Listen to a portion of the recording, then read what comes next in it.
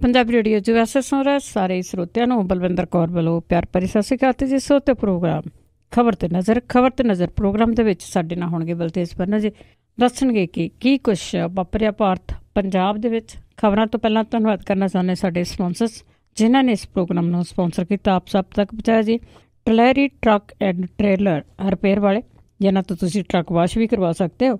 ਉਹਨਾਂ ਨੂੰ ਕਾਲ ਕਰ ਸਕਦੇ ਹੋ 5596851260। ਇਹਨਾਂ ਟਲੈਰੀ ਦੇ ਵਿੱਚ ਸਥਿਤ ਨੇ ji 3550 SK street Tulare. Talwinder Singh Pritam Singh ਗਿਆਓ ਜੱਸੀ ਗਿਆਓ ਬੇਕਰਸਫੀਲਡ ਤੋਂ ਸੁਰਿੰਦਰ ਸਿੰਘ ਜੀ ਤੇ Harvinder Singh Samra Yuba city. Sarabjit Singh ji Chokar Turlock. Sucha Singh ji Fresno. Bahadur Singh Gill Fowler. Satnam Singh ਸ਼ੇਰਗਿਆਓ Selma. Ishanjit Singh Kaloti Yuba city ਤੋਂ। Gurdeep Singh Birdi Clovis. Khalsa insurance agency ਵਾਲੇ ਸੈਨੋਜੇ ਤੋਂ ਜਿਨ੍ਹਾਂ ਦਾ ਫੋਨ ਨੰਬਰ 4082722500 ਤੇ ਵੱਧਦੇ ਆਪਣੀਆਂ ਕੁਛ ਖਬਰਾਂ ਵੱਲ ਸਾਡੇ ਨਾਲ ਜੁੜ ਚੁੱਕੇ ਨੇ। ਬਲਤੇਜ ਪੰਨਾ ਜੀ ਸਤਿ ਸ਼੍ਰੀ ਅਕਾਲ, ਸਵਾਗਤ ਹੈ ਜੀ। ਸਤਿ ਸ਼੍ਰੀ ਅਕਾਲ ਜੀ, ਧੰਨਵਾਦ ਜੀ, ਬਹੁਤ ਮਿਹਰਬਾਨੀ। ਹਾਂਜੀ, ਸਭ ਤੋਂ ਪਹਿਲਾਂ ਭਖ ਦਾ ਮਸਲਾ ਚਰਨਜੀਤ ਚੱਢਾ ਉਸ ਦੀ ਜੇ ਆਪਾਂ ਗੱਲ ਕਰੀਏ ਤੇ ਉਹ ਸ਼ੱਕ ਪੈਂਦੀ ਸੀ ਇਹਦੀ ਮੂੰਹ ਵੀ ਕਿਨ ਬਣਾ ਲਈ, ਅਸਲੀ ਆ ਨਕਲੀ ਆ, ਪਰ ਹੁਣ ਪਤਾ ਲੱਗਾ ਕਿ ਉੱਥੇ ਜਿਹੜੇ ਕੰਮ ਕਰਦੇ ਸੀ ਉੱਥੇ ਦਫ਼ਤਰ 'ਚ ਉਹਨਾਂ ਨੇ ਹੀ ਉਹ ਬਣਾਈ। ਬਿਲਕੁਲ ਜੀ, ਐਕਚੁਅਲੀ ਇਹ ਵੀ ਤੁਸੀਂ ਕਹਿ ਲਓ ਕਿ ਨਿਵੇਕਲੀ ਗੱਲ ਹੈ ਜੀ। ਚੱਡਾ ਜੋ ਮਰਜ਼ੀ ਕਹੀ ਜਾਵੇ ਪਰ ਉਹ ਔਰਤ ਨੇ ਜਿਹੜੇ ਦੋਸ਼ ਲਾਏ ਆ ਜੀ, ਉਹ ਤਾਂ ਕਹਿੰਦੀ ਹੈ ਕਿ ਮੂਵੀ ਉਹਦੀ ਹੈ ਜੀ, ਇਸ ਕਰਕੇ ਉਹਦੇ ਵਾਸਤੇ ਤਾਂ ਨਿਕਲਣਾ ਔਖਾ ਹੋ ਗਿਆ। ਔਰ ਜਿਵੇਂ ਪਤਾ ਜੀ ਕਿ ਫੌਜਦਾਰੀ ਦੇ ਤਹਿਤ ਉਹਦੇ ਉੱਤੇ ਮਾਮਲਾ ਦਰਜ ਹੋ ਗਿਆ, ਨਾ ਸਿਰਫ ਚਰਨਜੀਤ ਚੱਡਾ ਦੇ ਉੱਤੇ ਬਲਕਿ ਉਹਦੇ ਮੁੰਡੇ ਦੇ ਉੱਤੇ ਵੀ ਧਮਕੀਆਂ ਦੇਣ ਦਾ ਮਾਮਲਾ ਜਿਹੜਾ ਜੀ ਉਹ ਦਰਜ ਕੀਤਾ। ਔਰ ਚਰਚਾ ਜਿਹੜੀ ਇਸ ਗੱਲ ਦੀ ਵੀ ਚੱਲ ਰਹੀ ਆ ਕਿ ਦੋਵੇਂ ਪਿਓ ਪੁੱਤ ਜਿਹੜੇ ਆ ਜੀ ਉਹ ਸ਼ਾਇਦ ਇੱਥੋਂ ਟਿੱਬ ਗਏ ਹੋਏ ਆ ਜੀ ਉਸ ਦਿਨ, ਕਿਉਂਕਿ ਉਹਨਾਂ ਨੂੰ ਪਤਾ ਲੱਗ ਗਿਆ ਸੀਗਾ ਕਿ ਇਹ ਮਾਮਲਾ ਉਹਨਾਂ ਦੇ ਉੱਤੇ ਦਰਜ ਹੋ ਸਕਦਾ। ਇਹ ਚਰਚਾ ਜਿਹੜਾ ਜੀ ਉਹ ਚੱਲੀ ਜਾ ਰਿਹਾ ਕਿ ਇਹ ਵੀਡੀਓ ਜਿਹੜੀ ਸੀ ਉਹ ਸਾਹਮਣੇ ਕਿਵੇਂ ਆ ਗਈ। ਚਰਨਜੀਤ ਚੱਡਾ ਨੇ 2010 ਦੇ ਵਿੱਚ ਐਕਚੁਅਲੀ ਇਹ ਅੰਮ੍ਰਿਤਸਰ ਦਾ ਇੱਕ ਪੌਸ਼ ਏਰੀਆ ਜੀ ਰਣਜੀਤ ਐਵਨਿਊ, ਇੱਥੇ ਇੱਕ ਵੱਡਾ ਹੋਟਲ ਬਣਾਇਆ ਸੀਗਾ। ਇਹਨੂੰ ਲੈ ਕੇ ਵੀ ਕਈ ਤਰ੍ਹਾਂ ਦੀ ਜਿਹੜੀ ਹੈ ਜੀ ਉਹ ਕੰਟਰੋਵਰਸੀ ਚੱਲਦੀ ਰਹੀ ਆ ਇਸ ਹੋਟਲ ਦੇ ਬਾਰੇ ਦੇ ਵਿੱਚ। ਉੱਥੇ ਕਬਜ਼ਿਆਂ ਨੂੰ ਲੈ ਕੇ ਜਾਂ ਉੱਥੇ ਜਿਸ ਕਿਸਮ ਦੀਆਂ ਕਾਰਵਾਈਆਂ ਜਿਹੜੀਆਂ ਜੀ ਉਹ ਚੱਲਦੀਆਂ ਰਹੀਆਂ ਨੇ, ਪਰ ਕਿਉਂਕਿ ਚਰਨਜੀਤ ਚੱਡਾ ਜਿਹੜਾ ਜੀ ਉਹ ਪਹੁੰਚ ਵਾਲਾ ਬੰਦਾ ਸੀ, ਅਕਾਲੀ ਦਲ ਦੇ ਨਾਲ ਉਹਦੀ ਬਹੁਤ ਨੇੜਲੀ ਸਾਂਝ ਰਹੀ ਆ, ਤਾਂ ਕਿਸੇ ਦੀ ਪ੍ਰਸ਼ਾਸਨ ਦੀ ਪੁਲਿਸ ਦੀ ਹਿੰਮਤ ਨਹੀਂ ਪਈ ਕਦੀ ਕਿ ਉਸ ਹੋਟਲ ਦੇ ਨੇੜੇ ਤੇੜੇ ਵੀ ਜਿਹੜਾ ਜੀ ਉਹ ਜਾ ਸਕੇ। ਹੁਣ ਇਹ ਜਿਹੜੀ ਵੀਡੀਓ ਵਾਇਰਲ ਹੋਈ ਹੈ ਜੀ ਇਹ ਜੂਨ ਦੀ ਦੱਸੀ ਜਾ ਰਹੀ ਹੈ, ਜੂਨ 17 ਦੀ।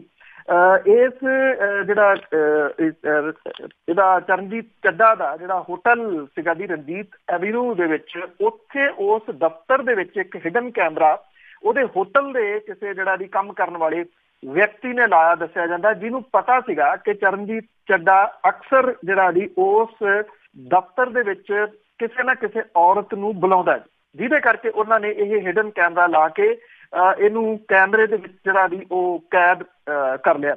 ਜਿਹਨੇ ਇਹ ਬਣਾਈ ਜੀ ਵੀਡੀਓ, ਉਹਨੇ ਇੱਕ ਆਪਣੇ ਦੋਸਤ ਦੇ ਨਾਲ ਇਹ ਜਿਹੜੀ ਗੱਲ ਸਾਂਝੀ ਕੀਤੀ। ਜਿੰਨਾ ਕੁ ਪਤਾ ਲੱਗ ਰਿਹਾ ਉਹਦੇ ਕੋਲੇ ਇਹ ਵੀਡੀਓ ਫੋਨ ਦੇ ਰਾਹੀਂ ਜਦੋਂ ਉਹਦੇ ਕੋਲੇ ਚਲੇਗੀ ਤਾਂ ਇਹ ਕਿਹਾ ਜਾ ਰਿਹਾ ਜੀ ਕਿ ਇਹਨਾਂ ਨੇ ਚੱਡੇ ਨੂੰ ਜਿਹੜਾ ਜੀ ਬਲੈਕਮੇਲ ਕਰਨ ਦੀ ਵੀ ਕੋਸ਼ਿਸ਼ ਕੀਤੀ, ਉਹਦੇ ਤੋਂ 5 ਲੱਖ ਰੁਪਈਆ ਮੰਗਿਆ ਜਿੰਨੀ ਖਬਰ ਆ ਰਹੀ ਆ। ਔਰ ਇਹ ਕਿਹਾ ਜਾ ਰਿਹਾ ਜੀ ਕਿ ਲੱਖ ਰੁਪਈਆ ਇਹਨਾਂ ਨੇ ਦੇਤਾ, ਔਰ ਉਲਟਾ ਜਦੋਂ ਲੱਖ ਰੁਪਈਆ ਦੇ ਕੇ ਫਿਰ ਜਿਹੜਾ ਚਰਨਜੀਤ ਚੱਡਾ ਸੀਗਾ ਉਹਨੇ ਆਪਣੀ ਪਹੁੰਚ ਵਰਤਦਿਆਂ ਹੋਇਆਂ ਜਲੰਧਰ ਦੇ ਵਿੱਚ ਇਹਨਾਂ ਦੇ ਉੱਤੇ ਮਾਮਲਾ ਦਰਜ ਕਰਵਾਤਾ। ਔਰ ਇਹ ਦੋਨੋਂ ਜਾਣੇ ਜਿਹੜੇ ਸੀਗੇ ਜੀ ਇਹਨਾਂ ਨੂੰ ਅੰਮ੍ਰਿਤਸਰ ਤੋਂ ਜਲੰਧਰ ਦੀ ਪੁਲਿਸ ਨੇ ਗ੍ਰਿਫਤਾਰ ਕੀਤਾ। ਔਰ ਇਹ 10-12 ਦਿਨ ਪਹਿਲਾਂ ਜਿਹੜਾ ਜੀ ਜੇਲ੍ਹ ਦੇ ਵਿੱਚੋਂ ਜ਼ਮਾਨਤ ਤੇ ਰਿਹਾ ਹੋ ਕੇ ਆਏ ਨੇ। ਇਹ ਕਿਹਾ ਜਾ ਰਿਹਾ ਜੀ ਕਿ ਕਿਉਂਕਿ ਇਹਨਾਂ ਨੂੰ ਫਸਾਤਾ ਚੱਡੇ ਨੇ, ਤਾਂ ਇਹਨਾਂ ਨੇ ਵੀ ਫਿਰ ਜਿਹੜਾ ਸੀਗਾ ਜੀ ਉਹ ਬਦਲਾ ਲੈਣ ਦਾ ਕਰਕੇ ਇਹਨੂੰ ਵਾਇਰਲ ਜਿਹੜਾ ਜੀ ਉਹ ਕਰ ਦਿੱਤਾ। ਔਰ ਇਸ ਵੇਲੇ ਤੁਸੀਂ ਇਹ ਕਹਿ ਲਓ ਕਿ ਉਹਦਾ ਜਿਹੜਾ ਐਡਾ ਸਲਤਨਤ ਜਿਹੜੀ ਉਹ ਖੜੀ ਕੀਤੀ ਹੋਈ ਸੀ ਉਹ ਡਾਵਾਡੋਲ ਹੋ ਗਈ ਇੱਕ ਵੀਡੀਓ ਦੀ ਵਜ੍ਹਾ ਕਰਕੇ। ਪਰ ਇਸ ਤਰ੍ਹਾਂ ਹੈ ਜੀ ਕਿ ਕਿਤੇ ਨਾ ਕਿਤੇ ਤਾਂ ਜਿਹੜਾ ਜੀ ਉਹ ਵਿਅਕਤੀ ਫਿਰ ਕਾਬੂ ਆ ਹੀ ਜਾਂਦਾ ਨਾ ਜਿਹੜਾ ਇਹੋ ਜਿਹੇ ਕੰਮਾਂ ਦੇ ਵਿੱਚ ਸ਼ਾਮਲ ਹੋਵੇ। ਔਰ ਹੁਣ ਜਿਹੜਾ ਜੀ ਉਹਦੇ ਹੋਟਲ ਨੂੰ ਲੈ ਕੇ ਉੱਥੇ ਹੋਟਲ ਦੇ ਵਿੱਚ ਆਲੇ ਦੁਆਲੇ ਜਿਹੜਾ ਜੀ ਹੁੰਦੀਆਂ ਸਰਗਰਮੀਆਂ ਜਿਸ ਕਿਸਮ ਦੀਆਂ ਜੀ ਉਹ ਚਰਚਾ ਦਾ ਵਿਸ਼ਾ ਬਣਦੀਆਂ ਰਹੀਆਂ ਨੇ। ਹੁਣ ਦੁਬਾਰਾ ਫੇਰ ਉਹ ਚਰਚਾ ਦੇ ਵਿੱਚ ਨੇ ਕਿ ਅਜੇ ਤੱਕ ਕਿਸੇ ਦੇ ਉੱਥੇ ਪੁੱਛਿਆ ਕਿਉਂ ਨਹੀਂ। ਜੀ ਜਿੰਨਾ ਚਿਰ ਇਹਨਾਂ ਦੀ ਚੱਲਦੀ ਆ ਬੜਾ ਕੁਛ ਹੁੰਦਾ ਆ। ਕਹਿੰਦੇ ਕਦੀ ਬਾਬੇ ਦੀਆਂ ਕਦੀ ਪੋਤੇ ਦੀਆਂ। ਤੇ ਅੱਗੇ ਆਪਾਂ ਕਾਂਗਰਸੀ ਆਗੂ ਆਸ਼ਾ ਕੁਮਾਰੀ ਜਿਹੜੀ ਕਾਫੀ ਖਬਰਾਂ ਦੇ ਵਿੱਚ ਰਹਿੰਦੀ ਆ, ਉਸ ਦੀ ਜੇ ਗੱਲ ਕਰਦੇ ਉਸ ਦੇ ਥੱਪੜ ਮਾਰਨ ਦਾ ਮਾਮਲਾ ਦਰਜ। ਬਿਲਕੁਲ ਜੀ, ਇਹ ਕੱਲ ਥੱਪੜੋ ਥੱਪੜੀ ਹੋਣ ਵਾਲੀ ਜਿਹੜੀ ਗੱਲ ਆ ਜੀ, ਉਹ ਕਿਉਂਕਿ ਵੀਡੀਓ ਲੀਕ ਇਹ ਵੀ ਵਾਇਰਲ ਹੋ ਗਈ ਵੀਡੀਓ, ਜਿਹਦੇ ਵਿੱਚ ਐਕਚੁਅਲੀ ਇਹ ਆਸ਼ਾ ਕੁਮਾਰੀ ਜਿਹੜੇ ਪੰਜਾਬ ਮਾਮਲਿਆਂ ਦੇ ਇੰਚਾਰਜ ਵੀ ਜਿਹੜਾ ਜੀ ਉਹ ਹੈ ਨੇ, ਉਹ ਅੰਦਰ ਦਫ਼ਤਰ ਦੇ ਜਾਣ ਦੀ ਕੋਸ਼ਿਸ਼ ਜਿਹੜਾ ਜੀ ਉਹ ਕਰ ਰਹੀ ਸੀ, ਜਦੋਂ ਕਿ ਉੱਥੇ ਭੀੜ ਨੂੰ ਕਾਬੂ ਕਰਨ ਦੇ ਵਾਸਤੇ ਪੁਲਿਸ ਦੀ ਜਿਹੜੀ ਹੈ ਜੀ ਉਹ ਡਿਊਟੀ ਲੱਗੀ ਹੋਈ ਸੀ, ਔਰ ਇਹਦੇ ਵਿੱਚ ਮਹਿਲਾ ਪੁਲਿਸ ਵੀ ਸ਼ਾਮਲ ਸੀਗੀ। ਔਰ ਜਿਹੜੀ ਵੀਡੀਓ ਹੈ ਜੀ ਉਹ ਸ਼ੋਅ ਕਰ ਰਹੀ ਹੈ ਕਿ ਜਿਹੜੀ ਆਸ਼ਾ ਕੁਮਾਰੀ ਸੀਗੀ ਉਹਨੇ ਇੱਕ ਥੱਪੜ ਜਿਹੜਾ ਸੀਗਾ ਜੀ ਇੱਕ ਮਹਿਲਾ ਕਾਂਸਟੇਬਲ ਨੂੰ ਜਿਹੜਾ ਉਹ ਮਾਰ ਦਿੱਤਾ, ਔਰ ਅੱਗੋਂ ਜਿਹੜੀ ਮਹਿਲਾ ਕਾਂਸਟੇਬਲ ਸੀ ਉਹਨੇ ਵੀ ਘੱਟ ਨਾ ਕੀਤੀ, ਉਹਨੇ ਥੱਪੜ ਜਿਹੜਾ ਸੀ ਆਸ਼ਾ ਕੁਮਾਰੀ ਨੂੰ ਮਾਰ ਦਿੱਤਾ। ਪਹਿਲ ਜਿਹੜੀ ਸੀ ਉਹ ਆਸ਼ਾ ਕੁਮਾਰੀ ਨੇ ਕੀਤੀ, ਜਿਹਦੇ ਕਰਕੇ ਇਹ ਵੀਡੀਓ ਜਿਹੜੀ ਉਹ ਵਾਇਰਲ ਹੋਣ ਤੋਂ ਬਾਅਦ ਕਾਂਗਰਸ ਨੂੰ ਜਵਾਬ ਦੇਣਾ ਔਖਾ ਹੋ ਗਿਆ ਵੀ ਇਹ ਕਿਹੋ ਜਿਹਾ ਉਹਦਾ ਚੋਣ ਨਿਸ਼ਾਨ ਹੈ ਜਿਹੜੀ ਦੂਜੀ ਔਰਤ ਦੇ ਮੂੰਹ ਦੇ ਉੱਤੇ ਛਾਪਣ ਦੇ ਵਾਸਤੇ ਉਹ ਕੋਸ਼ਿਸ਼ ਜਿਹੜੀ ਹੈ ਜੀ ਉਹ ਕਰ ਰਹੀ ਹੈ। ਉਸ ਤੋਂ ਬਾਅਦ ਜਦੋਂ ਸੀਗਾ ਜੀ ਇਹ ਮਹਿਲਾ ਕਾਂਸਟੇਬਲ ਦੀ ਸ਼ਿਕਾਇਤ ਦੇ ਉੱਤੇ ਆਸ਼ਾ ਕੁਮਾਰੀ ਦੇ ਖਿਲਾਫ ਜਿਹੜਾ ਜੀ ਉਹ ਮਾਮਲਾ ਦਰਜ ਹੋ ਗਿਆ, ਔਰ ਜਿਹੜੀ ਆਸ਼ਾ ਕੁਮਾਰੀ ਹੈ ਜੀ ਉਹਨੇ ਇਹ ਮਾਮਲਾ ਜਿਹੜਾ ਸੀਗਾ ਜੀ ਰਾਹੁਲ ਗਾਂਧੀ ਹੋਰਾਂ ਤੱਕ ਵੀ ਪਹੁੰਚ ਗਿਆ, ਜਿਹੜੇ ਕਿ ਉੱਥੇ ਪਹੁੰਚੇ ਹੋਏ ਸੀਗੇ ਹਿਮਾਚਲ ਪ੍ਰਦੇਸ਼ ਦੇ ਵਿੱਚ ਚੋਣਾਂ ਦੇ ਵਿੱਚ ਹੋਈ ਹਾਰ ਜਿਹੜੀ ਹੈ ਜੀ ਉਹਦੇ ਬਾਰੇ ਗੱਲਬਾਤ ਕਰਨ ਦੇ ਵਾਸਤੇ। ਔਰ ਇਹ ਕਿਹਾ ਜਾ ਰਿਹਾ ਜੀ ਕਿ ਵਿਧਾਇਕਾ ਜਿਹੜੀ ਹੈ ਆਸ਼ਾ ਕੁਮਾਰੀ, ਉਹਨਾਂ ਤੋਂ ਮਾਫੀ ਵੀ ਮੰਗਵਾਈ ਗਈ ਮਹਿਲਾ ਕਾਂਸਟੇਬਲ ਨੂੰ। ਇਹਦੇ ਬਾਵਜੂਦ ਜਿਹੜਾ ਜੀ ਇਹ ਕਿਹਾ ਜਾ ਰਿਹਾ ਜੀ ਕਿ ਰਾਹੁਲ ਗਾਂਧੀ ਨੇ ਕਾਫੀ ਫਟਕਾਰ ਵੀ ਲਾਈ ਆਸ਼ਾ ਕੁਮਾਰੀ ਨੂੰ ਕਿ ਉਹਨੂੰ ਹੱਥ ਨਹੀਂ ਸੀ ਚੁੱਕਣਾ ਚਾਹੀਦਾ, ਉਹਨੇ ਮਾਫੀ ਵੀ ਮੰਗੀ, ਪਰ ਫਿਰ ਵੀ ਮਾਮਲਾ ਦਰਜ ਹੋਣ ਕਰਕੇ ਜਿਹੜਾ ਜੀ ਭਾਰਤੀ ਜਨਤਾ ਪਾਰਟੀ ਨੂੰ ਮੌਕਾ ਮਿਲ ਗਿਆ ਕਾਂਗਰਸ ਦੇ ਉੱਤੇ ਵਾਰ ਕਰਨ ਦਾ। ਜੀ, ਤੇ ਅੱਗੇ ਆਪਾਂ ਗੱਲ ਕਰਦੇ ਹਾਂ ਖੇਤੀਬਾੜੀ ਬਜਟ ਦੇ ਉੱਤੇ ਪੰਜਾਬ ਸਰਕਾਰ ਕੱਟ ਲਾਵੇਗੀ। ਬਿਲਕੁਲ ਜੀ, ਐਕਚੁਅਲੀ ਇਹ ਥੋੜ੍ਹੀਆਂ ਇਸ ਪੱਖੋਂ ਹੈ ਨੇ ਜੀ ਕਿ ਜਦੋਂ ਵਿਧਾਇਕਾਂ ਨੇ ਮੰਤਰੀਆਂ ਨੇ ਆਪਣੇ ਜਿਹੜਾ ਦੀ ਵਧਾਉਣੇ ਨੇ ਉਹ ਤਾਂ ਚੁੱਪ ਕੀਤਿਆਂ ਜਿਹੜਾ ਦੀ ਕੰਟੀਨਿਊਸ ਵਧਾਏ ਜਾ ਰਹੇ ਨੇ, ਪਰ ਦੂਜੇ ਪਾਸੇ ਜਿਹੜੀ ਮੌਜੂਦਾ ਸਰਕਾਰ ਹੈ ਜੀ ਉਹ ਖੇਤੀ ਬਜਟ ਨੂੰ ਕੱਟ ਲਾਉਣ ਦੇ ਵਾਸਤੇ ਜਿਹੜੀ ਜੀ ਉਹ ਤਿਆਰ ਲੱਗ ਰਹੀ ਹੈ। ਜਿਹੜਾ ਫਾਈਨੈਂਸ ਡਿਪਾਰਟਮੈਂਟ ਹੈ ਜੀ ਉਹਦੇ ਵੱਲੋਂ ਲਿਖੀ ਚਿੱਠੀ ਦੇ ਉੱਤੇ ਤਾਂ ਇਹੀ ਜਿਹੜਾ ਇਸ਼ਾਰਾ ਮਿਲ ਰਿਹਾ ਕਿ ਪੰਜਾਬ ਦੀ ਕਿਸਾਨੀ ਦਾ ਸੰਕਟ ਗਹਿਰਾ ਰਿਹਾ ਔਰ ਖੇਤੀ ਨੂੰ ਵੱਡੇ ਸਹਾਰੇ ਦੀ ਲੋੜ ਹੈ। ਇਹਦੇ ਉਲਟ ਪੰਜਾਬ ਸਰਕਾਰ ਖੇਤੀ ਬਜਟ ਦੇ ਵਿੱਚ 17-18 ਚ 20% ਦਾ ਕੱਟ ਜਿਹੜਾ ਦੀ ਉਹ ਲਾ ਸਕਦੀ ਹੈ। ਖੇਤੀ ਮਹਿਕਮੇ ਨੇ ਭਾਵੇਂ ਇਹਦੇ ਬਾਰੇ ਕੋਈ ਹਾਮੀ ਨਹੀਂ ਭਰੀ, ਪਰ ਸਰਕਾਰੀ ਨੀਤ ਜਿਹੜੀ ਹੈ ਜੀ ਉਹ ਕਾਫੀ ਦਿਸ ਰਹੀ ਹੈ। ਕੇਂਦਰ ਸਰਕਾਰ ਦੀਆਂ ਕਰੀਬ ਦਰਜਨ ਦੇ ਕਰੀਬ ਸਕੀਮਾਂ ਨੇ ਜਿਹਦੇ ਚ ਪੰਜਾਬ ਸਰਕਾਰ ਦੇ ਵੱਲੋਂ 40% ਹਿੱਸੇਦਾਰੀ ਜਿਹੜੀ ਹੈ ਜੀ ਉਹ ਪਾਈ ਜਾਂਦੀ ਹੈ। ਖੇਤੀ ਟਿਊਬਵੈੱਲਾਂ ਦੇ ਵਾਸਤੇ ਜਿਹੜਾ 6000 ਕਰੋੜ ਰੁਪਏ ਦੀ ਸਬਸਿਡੀ ਦਿੱਤੀ ਜਾਂਦੀ ਹੈ, ਉਹ ਰਾਜ ਸਰਕਾਰ ਦੀ ਵੱਡੀ ਸਕੀਮ ਹੈ। ਜਿਹੜਾ ਫਾਈਨੈਂਸ ਡਿਪਾਰਟਮੈਂਟ ਹੈ ਪੰਜਾਬ ਦੇ ਪ੍ਰਮੁੱਖ ਸਕੱਤਰ 17-18 ਦੇ ਵਿੱਚ 10,273 ਕਰੋੜ ਦੇ ਵਸੀਲਿਆਂ ਦੇ ਪਾੜੇ ਦਾ ਹਵਾਲਾ ਦੇ ਕੇ ਖੇਤੀ ਮਹਿਕਮੇ ਨੂੰ ਜੂਨ ਮਹੀਨੇ ਦੇ ਵਿੱਚ ਪੇਸ਼ ਕੀਤੇ ਖੇਤੀ ਬਜਟ 'ਚ 20% ਬੱਚਤ ਕਰਨ ਦੀ ਹਦਾਇਤ ਜਿਹੜੀ ਹੈ ਜੀ ਉਹ ਕੀਤੀ ਗਈ ਹੈ। ਇਹਦਾ ਮਤਲਬ ਇਹ ਹੈ ਕਿ ਖੇਤੀ ਬਜਟ ਦੇ ਵਿੱਚ 20% ਖਰਚੇ ਜਿਹੜੇ ਉਹ ਘਟਾਏ ਜਾਣਗੇ ਔਰ ਚਾਲੂ ਮਾਲੀ ਵਰ੍ਹੇ ਦਾ ਜਿਹੜਾ ਖੇਤੀ ਬਜਟ ਹੈ ਜੀ ਉਹ 10,410 ਕਰੋੜ ਹੈ, ਜਿਹਦੇ ਵਿੱਚ ਬਿਜਲੀ ਸਬਸਿਡੀ ਵੀ ਜਿਹੜੀ ਹੈ ਜੀ ਉਹ ਸ਼ਾਮਲ ਹੈ। ਜਿਹੜੇ ਕਿਸਾਨ ਆਗੂ ਨੇ ਜੀ ਉਹਨਾਂ ਨੇ ਪਹਿਲਾਂ ਹੀ ਇਹ ਕਹਿਣਾ ਸ਼ੁਰੂ ਕਰਤਾ ਜੀ ਕਿ ਸਰਕਾਰ ਆਪਣੇ ਸਿਆਸੀ ਫੌਜ ਦੇ ਖਰਚਿਆਂ ਦੇ ਵਿੱਚ ਕੱਟ ਜਿਹੜੀ ਹੈ ਜੀ ਉਹ ਲਾਵੇ। ਕਿਸਾਨੀ ਦੇ ਉੱਤੇ ਕੱਟ ਲਾਉਣਾ ਉਹਨਾਂ ਨੇ ਕਿਹਾ ਕਿ ਇੱਕ ਹੋਰ ਰੱਸਾ ਕਿਸਾਨੀ ਦੇ ਗਲ ਦੇ ਵਿੱਚ ਪਾਉਣ ਵਾਲੀ ਗੱਲ ਹੈ, ਜਦੋਂ ਕਿ ਜਿਹੜੇ ਸਰਕਾਰੀ ਬੁਲਾਰੇ ਨੇ ਜੀ ਉਹ ਇਹ ਗੱਲ ਕਹਿੰਦੇ ਆ ਕਿ ਅਜੇ ਕੋਈ ਉਹਨਾਂ ਦੀ ਇਸ ਤਰ੍ਹਾਂ ਦੀ ਯੋਜਨਾ ਨਹੀਂ ਹੈਗੀ। ਪਰ ਜਿਹੜੀ ਚਿੱਠੀ ਹੈ ਜੀ ਉਹ ਲੀਕ ਹੋਣ ਕਰਕੇ ਇਹ ਕਹਾਣੀ ਸਾਹਮਣੇ ਆ ਰਹੀ ਹੈ ਕਿ ਸਰਕਾਰ ਜਿਹੜੀ ਆ ਉਹ ਖੇਤੀ ਬਜਟ ਦੇ ਉੱਤੇ ਕੱਟ ਲਾਊਗੀ। ਜੀ, ਤੇ ਅੱਗੇ ਆਪਾਂ ਗੱਲ ਕਰਦੇ ਜੀ ਗ੍ਰੀਨ ਟ੍ਰਿਬਿਊਨਲ ਦੀ। ਜਲੰਧਰ ਦੇ ਵਿੱਚ 19 ਟੈਨਰੀਜ਼ ਬੰਦ ਕਰਨ ਦੇ ਹੁਕਮ।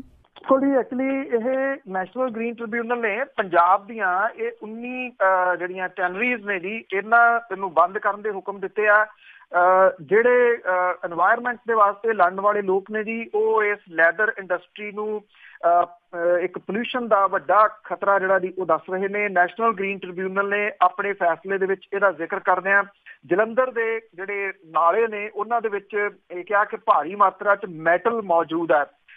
ਜਲੰਧਰ ਦੇ ਪਿੰਡ ਚਮਿਆਰਾ ਦੇ ਵਾਸੀ ਨੇ ਜੀ ਦਰਸ਼ਨ ਸਿੰਘ, ਉਹਨਾਂ ਨੇ ਇਹ ਨੈਸ਼ਨਲ ਗ੍ਰੀਨ ਟ੍ਰਿਬਿਊਨਲ ਦੇ ਕੋਲੇ ਜਿਹੜੀ ਹੈ ਜੀ ਉਹ ਪਟੀਸ਼ਨ ਪਾਈ ਸੀਗੀ। NGT ਦੇ ਮਾਪਦੰਡਾਂ ਦੇ ਉੱਤੇ ਪੂਰਾ ਨਾ ਉਤਰਨ ਦਾ ਹਵਾਲਾ ਦੇ ਕੇ ਜਲੰਧਰ ਦੇ 19 ਲੈਦਰ ਯੂਨਿਟ ਜਿਹੜੇ ਆ ਜੀ ਇਹਨਾਂ ਨੂੰ ਬੰਦ ਕਰਨ ਦੇ ਹੁਕਮ ਦਿੱਤੇ ਆ।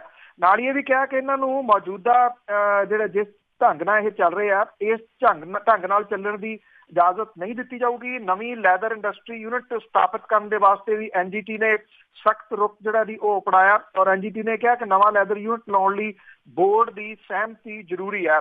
ਚਮੜਾ ਤਿਆਰ ਕਰਨ ਦੇ ਵਾਸਤੇ ਡਰਮ ਦੇ ਵਿੱਚ ਕ੍ਰੋਮ ਹੈ ਉਹ ਮੈਟਲ ਪਾ ਕੇ ਕੁਝ ਦਿਨ ਦੇ ਵਾਸਤੇ ਰੱਖਿਆ ਜਾਂਦਾ ਹੈ।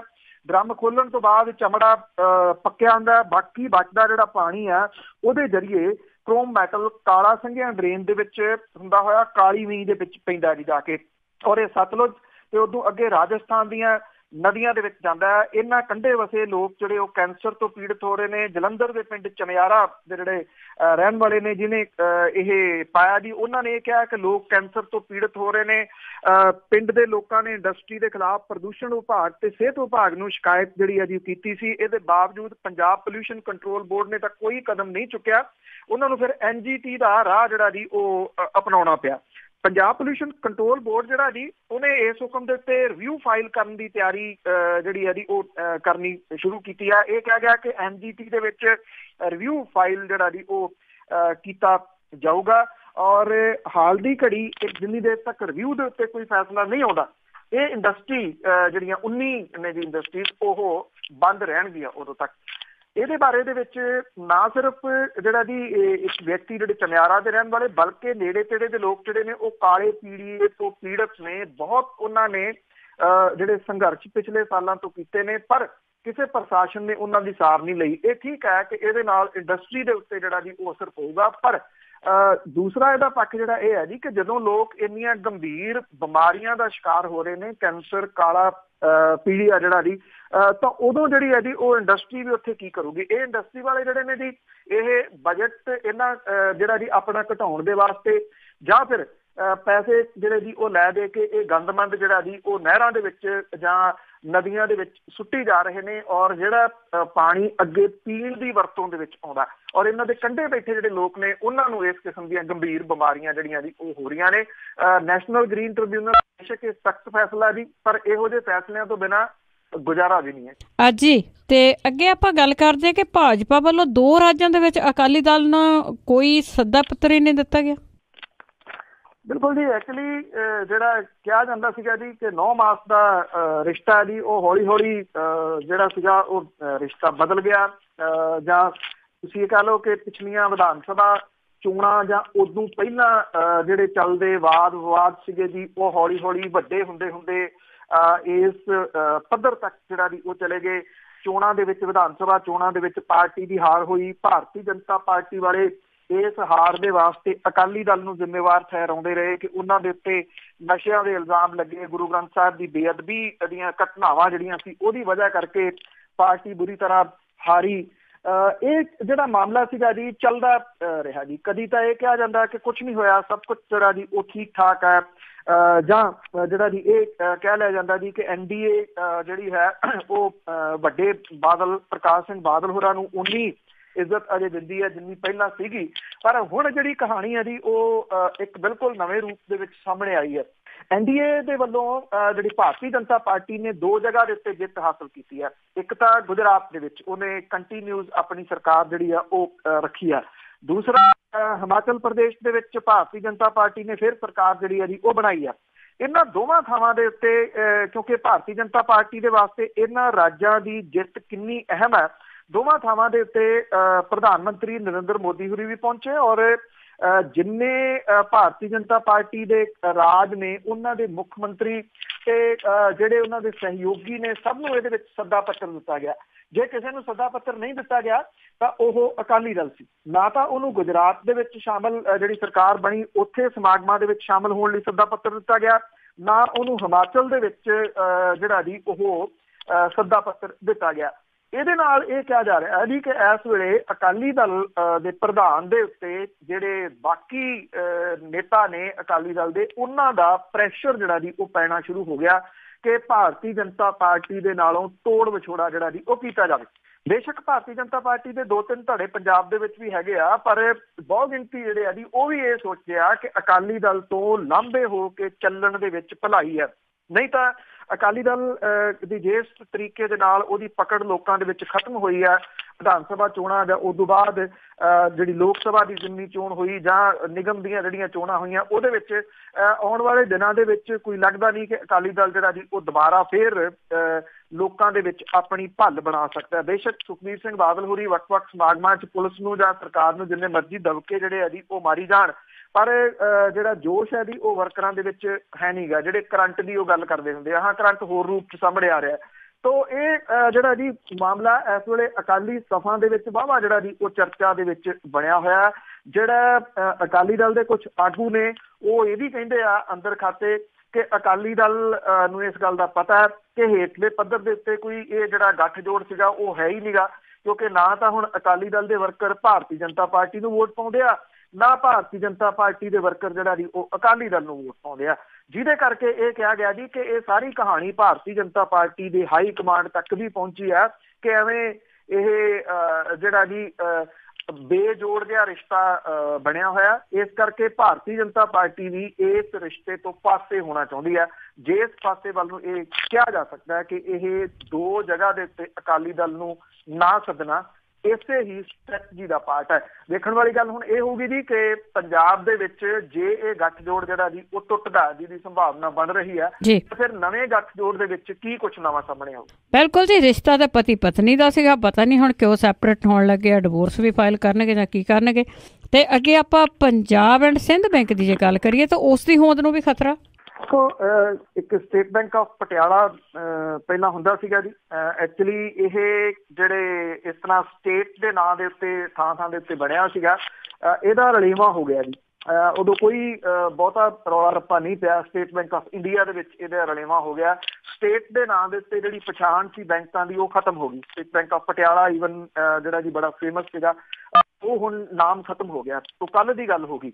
ਹੁਣ ਜਿਹੜਾ ਪੰਜਾਬ ਐਂਡ ਸਿੰਧ ਬੈਂਕ ਜਿਹੜਾ ਹੈ, ਇਹਦੇ ਵੀ ਇੱਕ ਬੈਂਕ ਦੇ ਵਿੱਚ ਮਰਜ ਹੋਣ ਨੂੰ ਲੈ ਕੇ ਜਿਹੜਾ ਦੀ ਵੱਡਾ ਚਰਚਾ ਜਿਹੜਾ ਉਹ ਚੱਲ ਰਿਹਾ।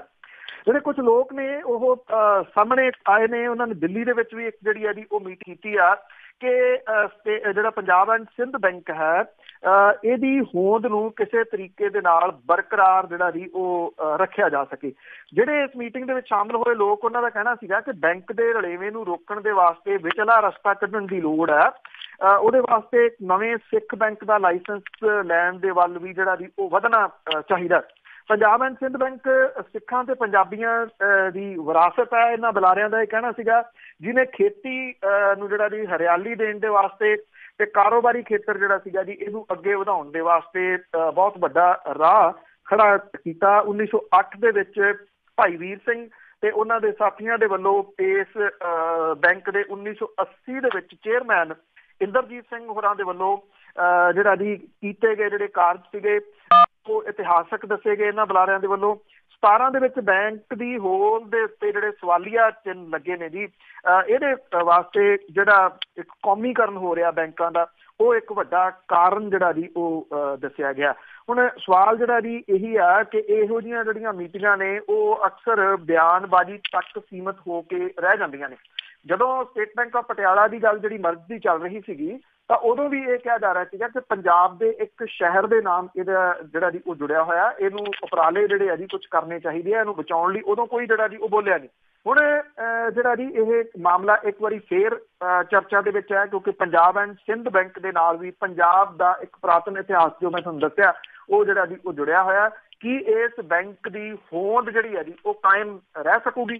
ਇਹ ਇੱਕ ਵੱਡਾ ਸਵਾਲ ਹੈ। ਜਾਂ ਫਿਰ ਪੰਜਾਬ ਐਂਡ ਸਿੰਧ ਬੈਂਕ ਵੀ ਆਉਣ ਵਾਲੇ ਦਿਨਾਂ ਦੇ ਦੌਰਾਨ ਕੱਲ ਦੀ ਗੱਲ ਜਿਹੜਾ ਜੀ ਉਹ ਹੋ ਕੇ ਰਹਿ ਜਾਊਗਾ ਔਰ ਇਹਦਾ ਮਰਜ ਕਿਸੇ ਵੱਡੀ ਇੱਕ ਸ਼ਾਖਾ ਦੇ ਵਿੱਚ ਹੋਊਗਾ। ਬਿਲਕੁਲ ਜੀ, ਸੋਚਣ ਵਾਲੀਆਂ ਗੱਲਾਂ ਆ ਕਿ ਕਿਸ ਤਰ੍ਹਾਂ ਇਹ ਨਾ ਮਟਾਏ ਜਾ ਰਹੇ ਆ, ਪਰ ਬਹੁਤੇ ਲੋਕ ਸੁੱਤੇ ਪਏ ਆ। ਤੇ ਅਗਲੀ ਗੱਲ ਆਪਾਂ ਕਰਦੇ ਆ ਕਿਸਾਨਾਂ ਦੀਆਂ ਖੁਦਕਸ਼ੀਆਂ ਦੀ। ਨਵੀਂ ਸਰਕਾਰ ਵੀ ਬਣ ਗਈ ਆ, ਪਰ ਉਸ ਦੇ ਬਾਵਜੂਦ ਵੀ ਖੁਦਕਸ਼ੀਆਂ ਜਾਰੀ।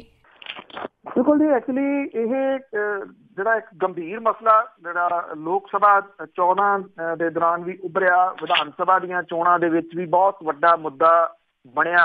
ਪਰ ਹੌਲੀ-ਹੌਲੀ ਕਰਕੇ ਤੁਸੀਂ ਕਹਿ ਲਓ ਕਿ ਇਹ ਮੁੱਦਾ ਹੁਣ ਸਿਆਸੀ ਪਾਰਟੀਆਂ ਦੇ ਵਾਸਤੇ ਮੁੱਦਾ ਨਹੀਂ ਰਿਹਾ। ਸਰਕਾਰ ਦੇ ਵਾਸਤੇ ਤਾਂ ਕੀ ਮੁੱਦਾ ਰਹਿਣਾ ਸੀ, ਵਿਰੋਧੀ ਪਾਰਟੀਆਂ ਦੇ ਵਾਸਤੇ ਵੀ ਇਹ ਮੁੱਦਾ ਨਹੀਂ ਰਿਹਾ ਜੀ। ਹੁਣ ਕਿਤੇ ਤੁਸੀਂ ਜਿਹੜਾ ਜੀ ਇਹਦਾ ਚਰਚਾ ਬਹੁਤ ਘੱਟ ਦੇਖਦੇ ਹੋ, ਸਿਰਫ ਖਬਰਾਂ ਦੇ ਰੂਪ ਦੇ ਵਿੱਚ ਦੇਖਦੇ ਹੋ ਕਿ ਇੱਥੇ ਵੀ ਖੁਦਕੁਸ਼ੀ ਹੋ ਗਈ, ਇੱਥੇ ਵੀ ਖੁਦਕੁਸ਼ੀ ਹੋ ਗਈ। ਮੌਜੂਦਾ ਸਰਕਾਰ ਦੇ ਕਰਜ਼ਾ ਮੁਆਫੀ ਦੇ ਐਲਾਨ ਦੇ ਬਾਵਜੂਦ ਪੰਜਾਬ ਦੇ ਵਿੱਚ ਕਿਸਾਨਾਂ ਤੇ ਕਿਸਾਨ ਮਜ਼ਦੂਰਾਂ ਦੀਆਂ ਖੁਦਕੁਸ਼ੀਆਂ ਜਿਹੜੀਆਂ ਜੀ ਉਹ ਰੁਕ ਨਹੀਂ ਰਹੀਆਂ। ਜਿਹੜੀਆਂ ਕਿਸਾਨ ਮਜ਼ਦੂਰ ਜਥੇਬੰਦੀਆਂ ਦੇ ਵੱਲੋਂ ਖੁਦਕੁਸ਼ੀਆਂ ਛੱਡ ਕੇ ਸੰਘਰਸ਼ ਦੇ ਰਾਹ ਪੈਣ ਦੇ ਹੋਕੇ ਦੇ ਬਾਵਜੂਦ ਇਹਦਾ ਕੋਈ ਅਸਰ ਜਿਹੜਾ ਜੀ ਉਹ ਨਹੀਂ ਲੱਗ ਰਿਹਾ।